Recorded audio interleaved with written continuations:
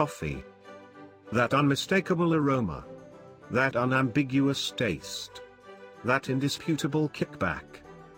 Yes, anyone who has ever had the pleasure of consuming that rich, alluring cup of coffee knows what I'm talking about. If we were born into a coffee-drinking family, our mornings were jolted out of our slumber by the familiar aroma wafting throughout the house. If you were lucky to have a sensitive sense of smell, you might be able to differentiate between the subtle floral notes of Kenyan coffees, the sweet vanilla nut complex aromas in Costa Rican coffees, or the acidic aromas of robust coffees. This pleasant sensation of scents is likely the first thing you notice when you experiment with the various blends available on the market. The various creative euphemisms, vibrant, bright, dry, brisk, sharp and more. C.L. Leonard has offered an ebook which is chock full of fascinating facts about this fantastic beverage. Published on 30, and available for purchase at Amazon and other outlets, this is a great little book. Leonard creates the perfect companion for enjoying that cup of joe.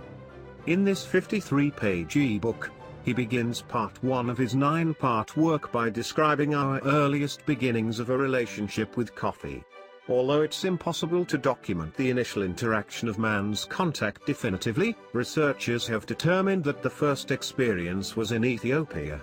According to Leonard, there are a few circulating stories about the discovery of the effects of coffee and its initial consumption.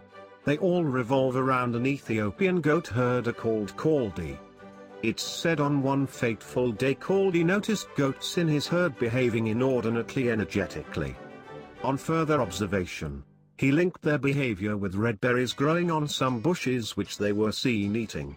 Curious, he tried the berries and found he too began to feel animated. It wasn't long before he shared this new discovery with others and the berries became popular throughout the land.